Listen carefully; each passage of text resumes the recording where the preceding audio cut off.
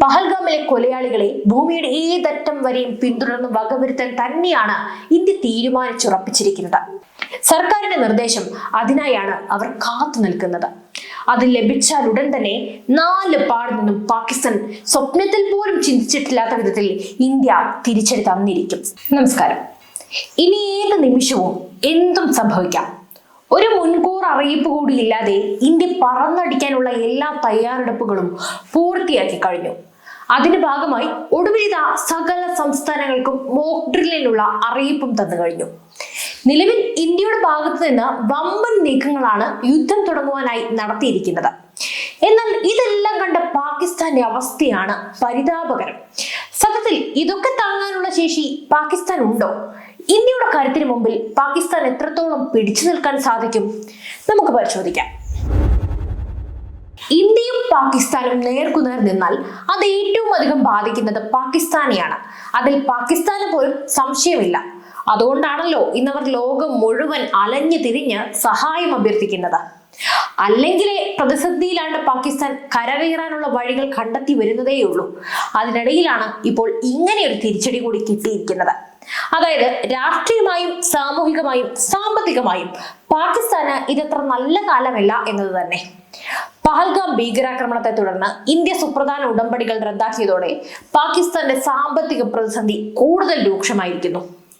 രാജ്യത്തിന്റെ ഓഹരി വിപണി ദിവസങ്ങളായി ഇടിവിൽ തന്നെയാണ്. നിക്ഷേപകർ രാജ്യത്തെ കൈവിട്ടോടുന്നു.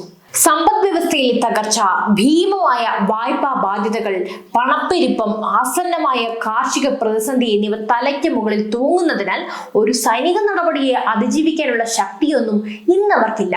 മിനിമം പോയാൽ ഒരു 2 ദിവസം, അതിൽ കൂടുതലൊന്നും അവരെ കൊണ്ട് പിടിച്ചു നിൽക്കാൻ പോലും ആകില്ല.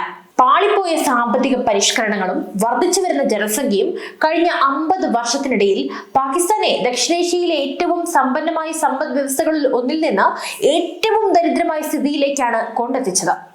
1970കളുടെ തുടക്കത്തിൽ പാകിസ്ഥാന്റെ ആളോഹരി വരുമാനം എന്ന് പറയുന്നത് ശ്രീലങ്കയുടേതോ ബംഗ്ലാദേശിലെയോ ഇന്ത്യയുടെയോ ആളോഹരി വരുമാനത്തെക്കാളും 1.5 ഇരട്ടിയോളം കൂടുതലായിരുന്നു. എന്നാൽ 90കളോടെ സ്ഥിതിയൊക്കെ മാറി തുടങ്ങി.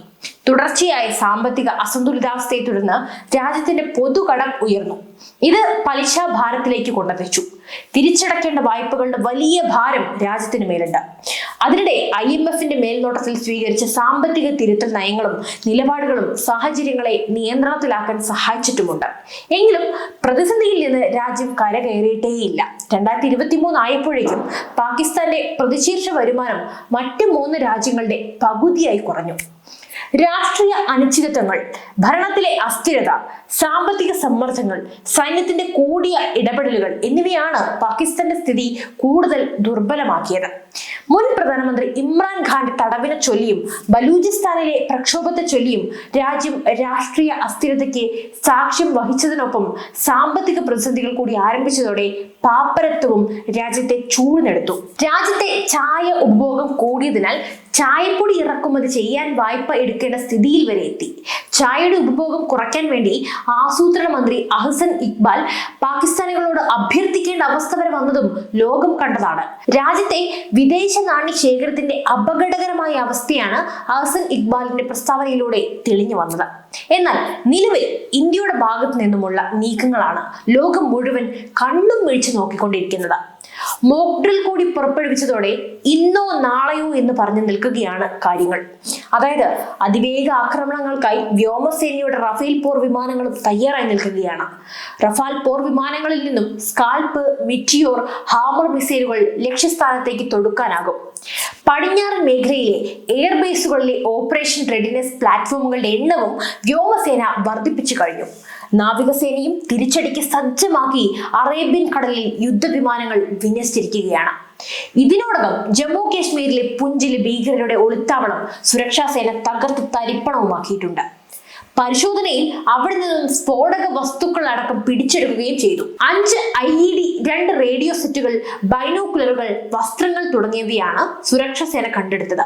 പൂഞ്ചിലെ സൂരാൻകോട്ടിൽ കരസേനാ ഉദ്യോഗസ്ഥരും ജമ്മു കാശ്മീർ പോലീസും സംയുക്തമായി നടത്തിയ നടപടിയിലാണ് ഭീകരരുടെ ഈ ഒളിസങ്കേതം കണ്ടെത്തിയത്. തുടർച്ചയായ 12ാം ദിവസവും ജമ്മു കാശ്മീർ നിയന്ത്രണ രേഖയിൽ പ്രകോപനമില്ലാതെ വെടിവെപ്പ് നടത്തുകയാണ് പാകിസ്ഥാൻ. ഇതിനിടെ പാകിസ്ഥാൻ മറ്റൊരു മിസൈൽ പരീക്ഷണവും നടത്തിയിരുന്നു.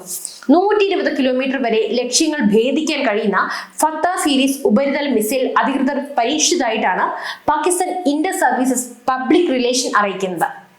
ഇൻഡസ് അഭ്യാസത്തിന്റെ ഭാഗമായിട്ടാണ് പരീക്ഷണ വിക്ഷേപണം നടത്തിയതെന്ന് അധികൃതർ ചൂണ്ടിക്കാട്ടിയതായി ഡോൺ റിപ്പോർട്ട് ചെയ്തു. എന്തൊക്കെ തന്നെ ആയാലും അതിർത്തി കടന്നുള്ള ഭീകരതയ്ക്ക് പാകിസ്ഥാൻ വില നൽകുമെന്ന് ഉറപ്പാക്കാൻ ഇന്ത്യ എല്ലാ ശ്രമങ്ങളും നടത്തി വരികയാണ്. സൈനിക ശക്തിയെ കൂടാതെ പാകിസ്ഥാനെ ഒറ്റപ്പെടുത്താൻ നയതന്ത്ര നീക്കങ്ങളും ഇന്ത്യ നടത്തി വരുന്നു.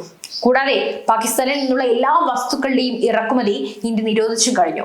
ഏപ്രിൽ 24-ന് അട്ടാരിയിലെ ഇന്റഗ്രേറ്റഡ് ചെക്ക് പോസ്റ്റ് അടച്ചുപൂട്ടിയെങ്കിലും പാകിസ്ഥാൻ ഉൽപ്പന്നങ്ങൾ മൂന്നാം രാജ്യങ്ങൾ വഴി ഇന്ത്യയിലേക്ക് പ്രവേശിക്കുന്നത് തുടർന്നിരുന്നു. പാക് ഉൽപ്പന്നങ്ങൾ ഇന്ത്യയിലെത്തുന്ന എല്ലാ പഴുതുകളും അടയ്ക്കുമെന്നാണ് കേന്ദ്ര വാണിജ്യ വ്യവസായ മന്ത്രാലയത്തിന്റെ പുതിയ ഉത്തരവ് വ്യക്തമാക്കുന്നത്. അതെ, പഹൽഗാമിലെ കൊലയാളികളെ ഭൂമിയുടെ ഏതറ്റം വരെയും പിന്തുടർന്ന് വകവരുത്താൻ തന്നെയാണ് ഇന്ത്യ തീരുമാനിച്ചുറപ്പിച്ചിരിക്കുന്നത്.